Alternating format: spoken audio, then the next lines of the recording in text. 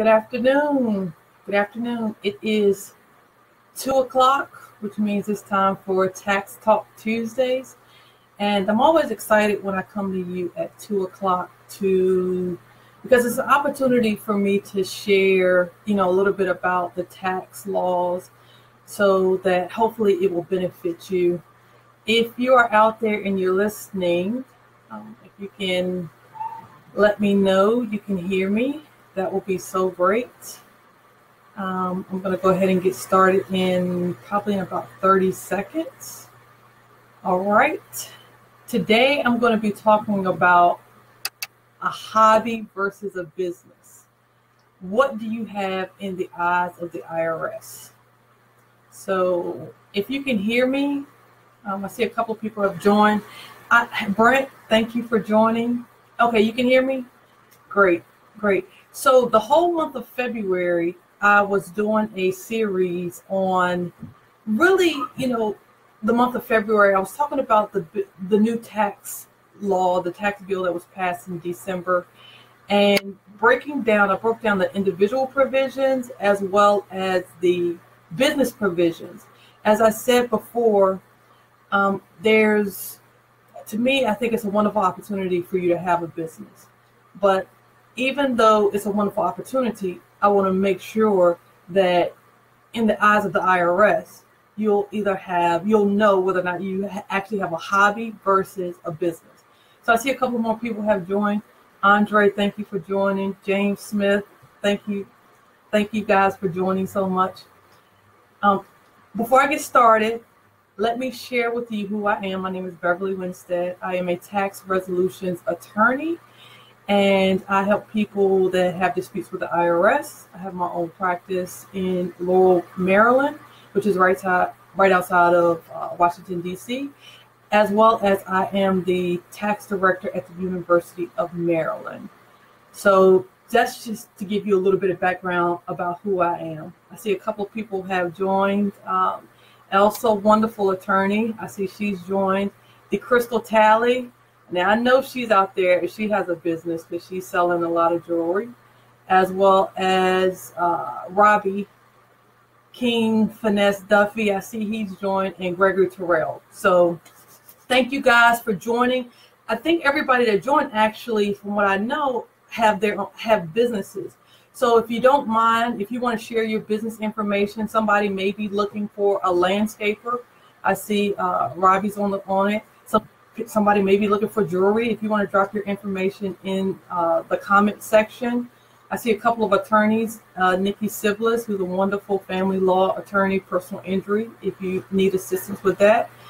Nikki, go ahead and drop your contact information in the comment section.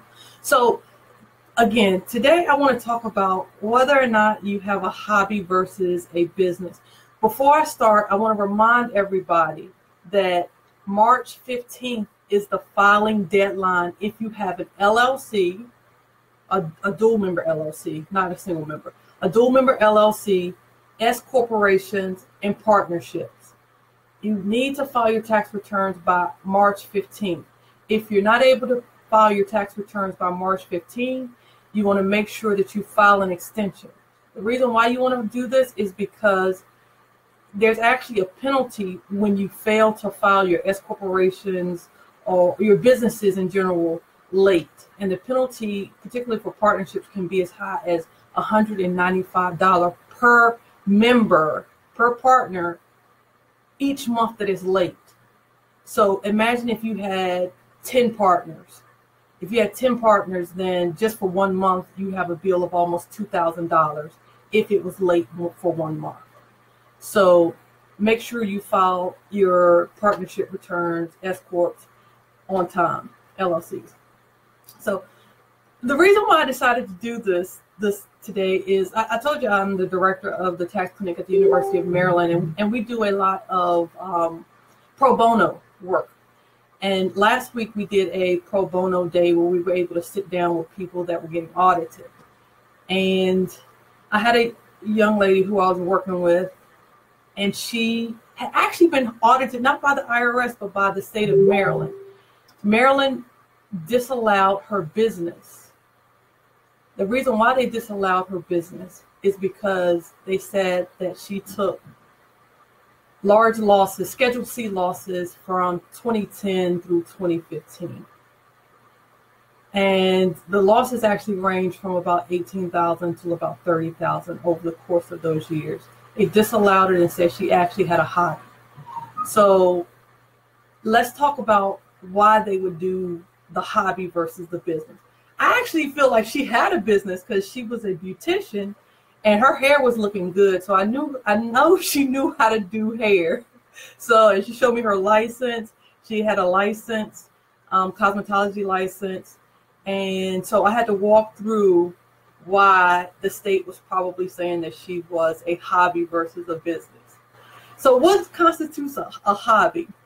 So generally it's a factual determination made by the IRS. In this case, it was made by the state of Maryland. And whether or not you're a hobby versus a business really has to do with, in a lot of instances, whether or not you are actually engaged in that activity to generate a profit. Again, it's whether or not you are engaged in that activity to generate a profit. So things that can raise an audit flag is if you take consecutive losses. In her case, she took the consecutive losses over the course of 5 years. So actually 5 years or more. So the rule is, under IRS's standard, is that they want to see you generating a profit at least 3 out of 5 of the years. So sometimes when people come to me and I always ask for their back year returns. If they tell me that they generated losses over and over and over again, that's one of the things I will counsel them on, is that there's a good chance that you could get picked up for audit, because IRS, they want to see that you actually are doing something to generate some type of revenue. Not revenue, but a profit. So that's one thing. The other thing that, if in fact, the other thing IRS looks at, they look at what type of industry you're in, and they look to see what kind of expertise you have in that particular industry. So for me, let's say I wanted to be like an entertainer, even though I love to sing, I do. But apparently my cousins tell me I can't really sing. So, but if I went out and I continued to like generate losses as a singer, and they heard me sing, then I probably would be considered a hobby. So they look at your expertise. They look at the expertise of the people around you. So if you have accountants, attorneys, all those are indicators that you actually have a business and you're trying to generate a profit. So that's one thing. A couple of things. They look at the amount of time that you actually spend doing this activity. If you have a full-time W-2 job and you may have what they call a side hustle, then the question is whether or not that side hustle really is for help. You have in mind that you want to generate a profit doing that. So they'll look at both of that. They also will look at the history, like I said, the history of income versus the losses. That's whether or not you take those large Schedule C losses. They look at elements of pleasure. So if it's something like, let's say you set up a business and it's for yachts, let's say if it's for, I don't know, maybe like you're renting out the yacht, you go get a yacht and you rent it out and you're having parties on the yacht. That is an indicator that it could possibly be a hobby, because the personal nature of the extravagance of having that particular activity. So one of the things that when we're talking about starting a business and we're dealing with clients that have businesses, we work with them to hopefully be able to do income projections. So we'll know whether or not they have, within the 3 to 5 years, they will be able to generate a profit. On the flip side, we talked about a hobby. Now we talk about what does IRS look at when they are looking at a business. I mean, it's exactly that. It's whether or not you are trying to generate a profit. So I see a couple of people have some questions.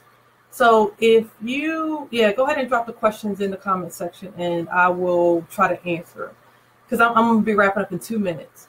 The other thing I want to tell you about businesses that trip a lot of people up, which I'll probably go into next week, is that when you do have a business, you can deduct a lot of things, okay? But the things that you deduct should still be ordinary and necessary to you generating the profit, or ordinary and necessary to the actual industry, the type of business that you're in.